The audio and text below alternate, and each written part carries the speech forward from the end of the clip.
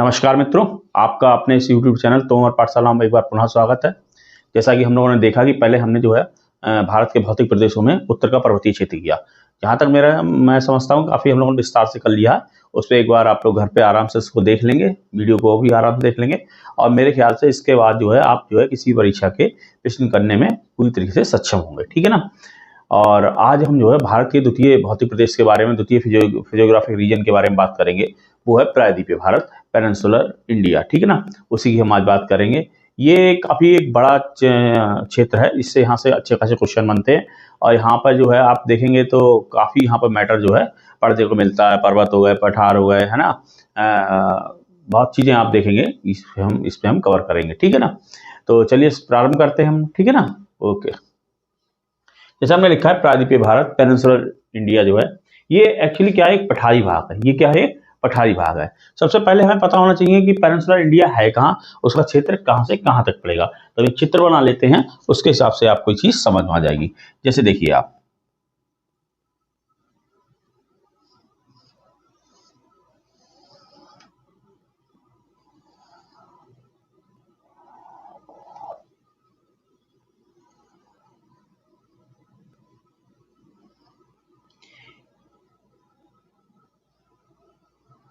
ये देखिए ये हो गया भारत का क्षेत्र, है ना। आदि बना लेते हैं और इसमें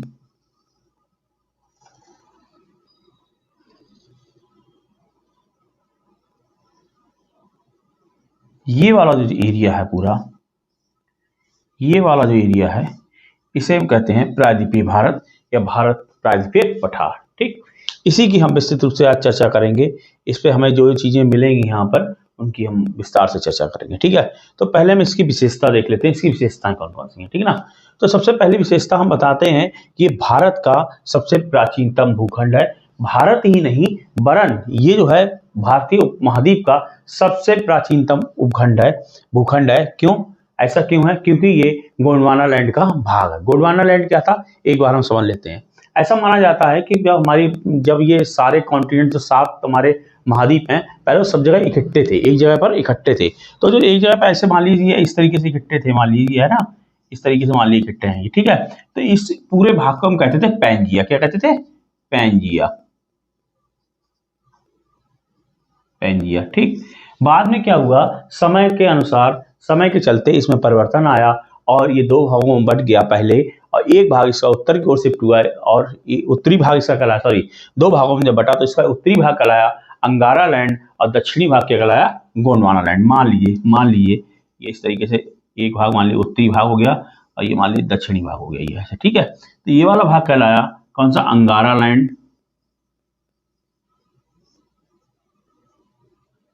और ये वाला कहलाया गोंडवाना लैंड,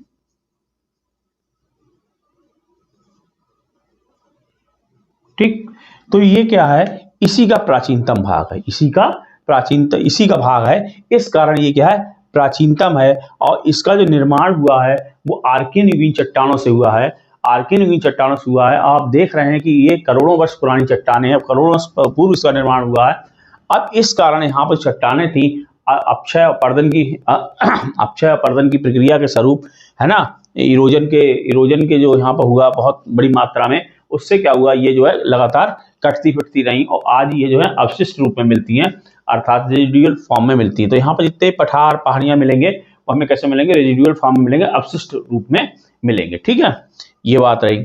अच्छा, इसकी और जो इसका जो आकार है आप ही देख रहे हैं वो त्रिभुजाकार है। क्या है, त्रिभुजाकार है। इसका जो विस्तार की अगर हम बात करें तो इसका विस्तार कितना है, 16 लाख वर्ग किलोमीटर में इसका विस्तार है।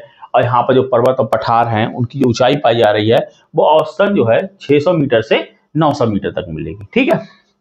उसके बाद देखिए ये जो है भारत का, जैसे हमने फिजियोग्राफिक रीजन के बारे में बात कर रहे थे, ये भारत का सबसे बड़ा भौतिक प्रदेश है, सबसे बड़ा फिजियोग्राफिक रीजन यही पड़ता है। कभी क्वेश्चन अगर पूछ भी देगा अगर आपसे कि निम्न में भारत का सबसे बड़ा फिजियोग्राफिक रीजन कौन सा है, तो कौन सा है, प्रायद्वीपीय प्रायद्वीपीय पठार आप कर सकते हैं, ठीक है।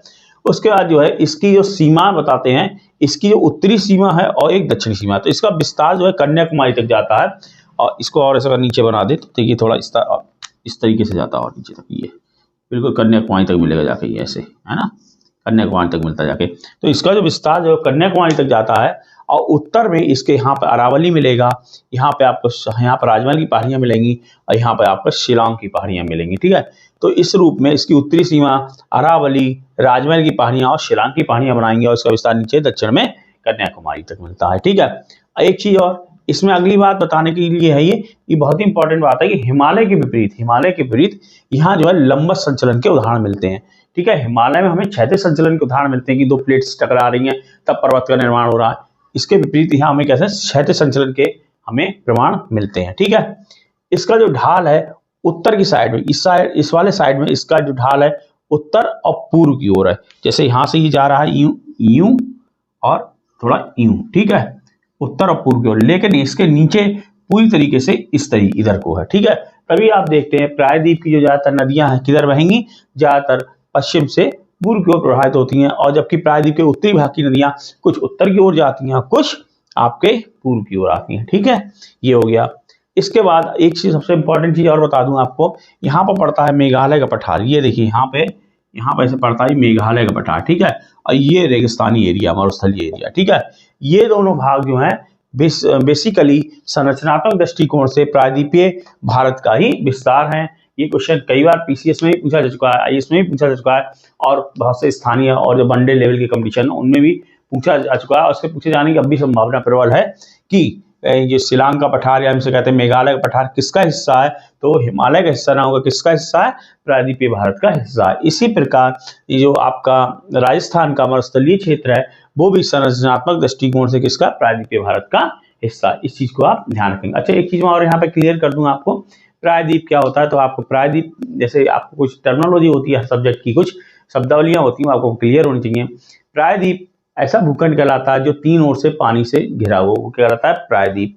वही द्वीप क्या होता है, जो चारों ओर से पानी से घिरा हुआ, वो क्या कहलाता है, द्वीप कहलाता है। ठीक, अब आप देखेंगे कॉन्टिनेंट को कहते हैं महाद्वीप, जो बहुत बड़ा द्वीप है, बहुत बड़ा क्षेत्र का जो लैंड है वो चारों तरफ से पानी से घिरी हुई, इसे क्या कहते हैं हम, महाद्वीप। ठीक है, इस तरीके की टर्मिनोलॉजी रहती है। तो ये चीज मेरे ख्याल से आपको समझ में आ गई होगी। एक बार संक्षेप में फिर से चर्चा कर लेते हैं कि हमने बताया प्रायद्वीपीय भारत की आज हम बात कर रहे हैं।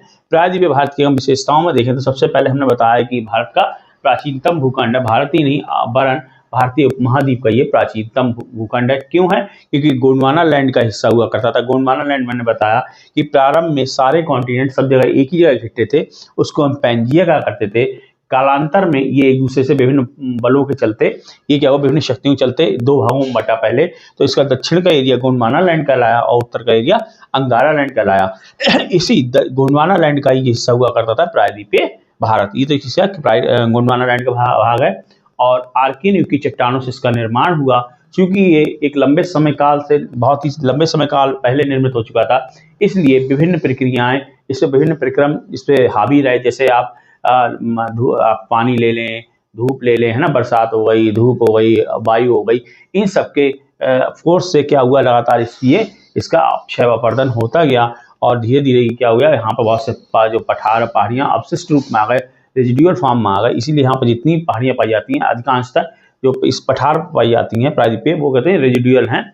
ठीक है, अवशिष्ट पहाड़ियाँ मिलती हैं। ठीक है, पहाड़ या पर्वत जो भी हैं अवशिष्ट रूप में मिलते हैं। फिर मैंने आपको बताया कि इसका आकार आप देख ही रहे हैं, त्रिभुजाकार है, और क्षेत्र में ये 16 लाख वर्ग किलोमीटर में फैला हुआ है। इस रूप में ये भारत का सबसे बड़ा भौतिक प्रदेश है, और इसके जो पहाड़ी या पठार हैं उनकी ऊंचाई जो मिलती है हमें, वो औसतन 600 से 900 मीटर तक की मिलती है। ठीक, फिर मैंने आपको बताया इसके विस्तार के बारे में। इसका जो विस्तार है वो उत्तर में अरावली पर्वत, इधर राजमहल पहाड़ियाँ, इधर शिलांग पहाड़ियाँ, इस रूप से इसकी उत्तरी सीमा बनाती हैं। दक्षिण में कन्याकुमारी तक इसका विस्तार जाता है। अगर हम देखें हिमालय के विपरीत इसमें किस प्रकार के संचलन के उदाहरण मिलते हैं, तो यहाँ क्या मिलते हैं, लंबवत संचलन के उदाहरण मिलते हैं, जबकि हिमालय में हमें क्षैतिज संचलनों के उदाहरण मिलते हैं। ठीक, अब इसका ढाल की बात करें तो इसके उत्तरी सिरे में इसका ढाल कैसा है, एक तो है इस रूप में उत्तर, इस रूप में ऐसे देखिए, ठीक है ना, उत्तर की ओर है और पूर्व की ओर है, जबकि दक्षिणी साइड हिस्से में पूरी तरीके से ढाल इसका कहाँ पे है, आप देख रहे हैं पश्चिम से पूर्व की ओर है। इसीलिए प्रायद्वीप की अधिकांश नदियां पश्चिम से पूर्व की ओर प्रवाहित होती हैं। ठीक है, ये हो गया। अब हमने इसके बाद जो आखिरी बात बताई कि मेघालय का पठार, इसे हम शिलांग का पठार भी कहते हैं, और इधर राजस्थान का जो मरुस्थलीय क्षेत्र है वो भी संरचनात्मक दृष्टिकोण से प्रायद्वीपीय पठार का ही हिस्सा है। ठीक, तो इन विशेषताओं से काफी क्वेश्चंस बनते हैं।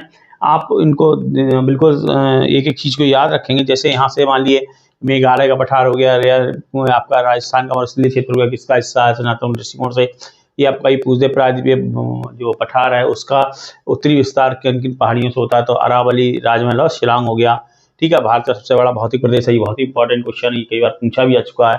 ठीक है, इसके अलावा इसके आकार से ही पूछा गया है कि भाई पूछ दे कभी भारत के जो मंडे एग्जाम में पूछा सकता है बड़ा आराम से कि इसका आकार कैसा है, तो कैसे किस प्रकार का आकार, इसका त्रिभुजाकार आकार है और ये आर्कियन की चट्टानों से निर्मित है। ये थोड़ा अच्छा सवाल है, ये अच्छी परीक्षाओं में पूछा जाएगा, जो सिविल सर्विसेज के जो भी होती हैं उन परीक्षाओं में, या लोअर सबऑर्डिनेट्स की होती हैं, कि प्रायद्वीपीय भारत की चट्टानों, प्रायद्वीपीय भारत आर्कियन युग की चट्टानों से निर्मित है, तो ये बिल्कुल सही बात है। वर्तमान में यहाँ पर अवशिष्ट पर्वत पहाड़ियाँ मिलती हैं, ये बात भी सही है ना, ये प्रायद्वीपीय पठार की बात कर रहे हैं। ठीक है, ये गोंडवाना लैंड का भाग है, मैंने आपको ये बता दिया।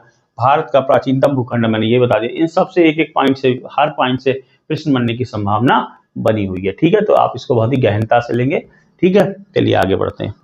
अच्छा, एक चीज़ और बता दूं, प्रायद्वीपीय पठार जो है अपने आप में बहुत ही जटिल संरचना, आप इसमें देखेंगे इसमें आपको बहुत से पठार मिलेंगे, बहुत पर्वत मिलेंगे, है ना, और तो इसलिए जो है हम इसको पढ़ेंगे तो इस प्रकार से हम इसको वर्गीकृत कर लेंगे, इस प्रकार से हम इसको बांट लेंगे खंडों में, जिससे हमें पढ़ने में सहजता हो, और उसी रूप में हम इनको देखते हैं। सबसे पहले हम देखते हैं केंद्रीय उच्च भूमि।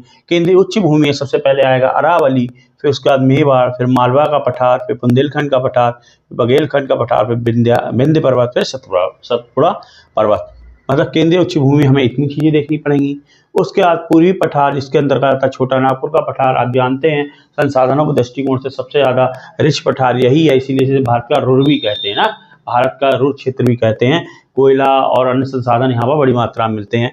इसको पढ़ेंगे, इसको तीन भागों में देखेंगे, इसको बांट के। ये हजारीबाग का पठार जो इसका पश्चिमी भाग है, पूर्वी भाग में राजमहल की पहाड़ियाँ और दक्षिणी भाग में रांची का पठार है। फिर पढ़ेंगे छत्तीसगढ़ बेसिन की बात करेंगे, और फिर पढ़ेंगे दंडकारण्य पठार। ठीक, उसके बाद पढ़ेंगे उत्तर पूर्वी पठार, या इसे हम कहते हैं मेघालय पठार या शिलांग का पठार। ठीक है, इसमें हम तीन पहाड़ियाँ मिलती हैं हमको, गारो, खासी, जयंतिया। इसके बारे में हम विस्तार से चर्चा करेंगे।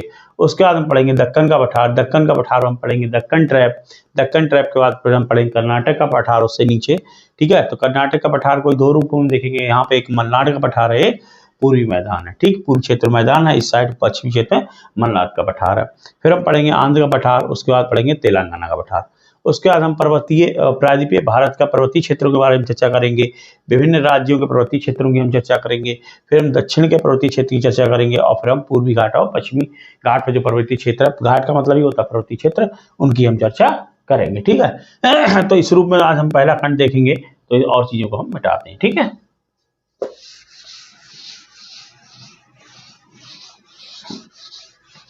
निश्चित रूप में आप इस तरीके से यहाँ से जब हम इतने विस्तार से कर लेंगे तो मेरे ख्याल से संभावना क्वेश्चन के छूटने की ना के बराबर ही रह जाएगी। आप लोग उसको खुद ही देखेंगे। ठीक है, अब हम बात करते हैं केंद्रीय उच्च भूमि की। ठीक है, केंद्रीय उच्च भूमि का आज हम थोड़ा सा, अभी एक्चुअली क्या था, मैंने इसलिए लिख लिया ये जिससे कि आपका समय बर्बाद ना हो। और अब देखते हैं केंद्रीय उच्च भूमि। तो देखिए, आप मान लीजिए, ऐसे मान लीजिए आप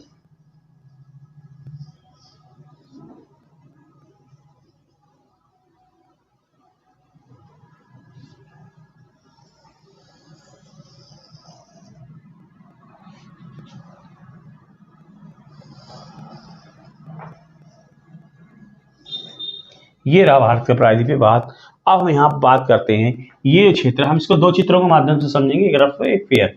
अब देखिए यहाँ पर देखिएगा, एक मिनट में बदल देता हूँ। यहाँ पर आपको मिलेगा अरावली पर्वत। यहाँ पर क्या मिलेगा आपको? अरावली पर्वत। ये है अरावली पर्वत। ठीक, अरावली पर्वत से ठीक लगा हुआ है पूर्व में ही ये पड़ेगा आपका मेवाड़ का पठार। क्या पड़ेगा? मेवाड़ का पठार। इसके ठीक दक्षिण में मिलेगा हमें, क्या मिलेगा हमें? मालवा का पठार। क्या मिलेगा? मालवा का पठार। इसके ठीक हमें उत्तर पूर्व में मिलेगा ये बुंदेलखंड का, ठीक है, और इससे लगा हुआ मिलेगा हमें बघेलखंड का पठार। ठीक, इससे और इधर यहाँ पर मिलेगा हमको छोटा नागपुर पठार। और छोटा नागपुर पठार चूंकि दूसरे क्षेत्र में आता है इसलिए हम आज तीसरी चर्चा करेंगे। ठीक है, उसके बाद आप देखेंगे यहाँ नीचे आप देखेंगे ये हुआ ये आपका बिंद रेंज। ठीक है, उसके बाद एक नदी यहाँ पर बहती है, ये नदी ये कहलाती है नर्मदा। उसके बाद फिर आप देखेंगे सतपुड़ा रेंज, और उसके बाद फिर एक नदी आएगी, उसमें कहते हैं ताप्ती। फिर यहाँ पर महाराष्ट्र में यहाँ मिलेगी अजंता की पहाड़ियाँ, अजंता की पहाड़ियाँ। तो इस रूप में हम देखेंगे, ये हमने मैप पे चर्चा की। ठीक, अब हम इसको मैप में आप इसी रूप में पाएंगे कि यहाँ पर गुजरात से प्रारंभ होंगी, ये बल्कि हमें थोड़ा इधर से ले लेना चाहिए था। ये देखिए आपको बताएं, ये इस रूप में, ये यहाँ से ऐसे, ठीक है ना। ये गुजरात से चालू होता है क्या, आपका अरावली पर्वत, और ये कहाँ तक जाता है, दिल्ली तक जाता है। इससे ठीक सटा हुआ मिलेगा हमें पूर्व में मेवाड़, उससे दक्षिण में हमें मिलेगा मालवा, उससे हमें मालवा के उत्तर पूर्व या मेवाड़ के पूर्व में हमें बुंदेलखंड का पठार मिलेगा, उससे मिला हुआ बघेलखंड का पठार मिलेगा। मालवा के दक्षिण में आप और नीचे जाएंगे तो यहाँ बिंद रेंज मिलेगी, उत्तर भारत और दक्षिण भारत को विभाजित कर रही है। यहाँ पर हमें एक नर्मदा नदी मिलेगी। ठीक, नर्मदा से नीचे हमें सतपुड़ा मिलेगा, सतपुड़ा रेंज, और सतपुड़ा से नीचे फिर हमें ताप्ती मिलेगी। अब देखिए हम इसका एक और डायग्राम बनाते हैं। उस डायग्राम को जब आप कर लेंगे तो क्या है, आप ज़्यादातर क्वेश्चन आराम से बना पाएंगे। ठीक, देखते हैं।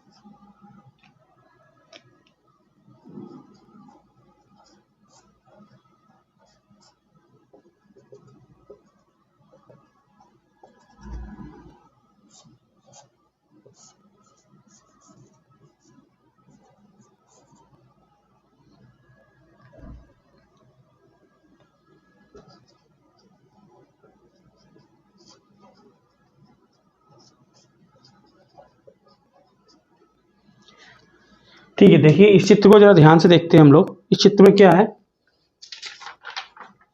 अब देखिए इस चित्र को हम लोग बहुत ध्यान से देखते हैं। इस चित्र को देखने के बाद आप यहाँ से जो बहुत से क्वेश्चन बनते हैं बड़े आराम से कर पाएंगे, जो फिगर बेस्ड होते हैं, ठीक है ना, जो मैप बेस्ड होते हैं।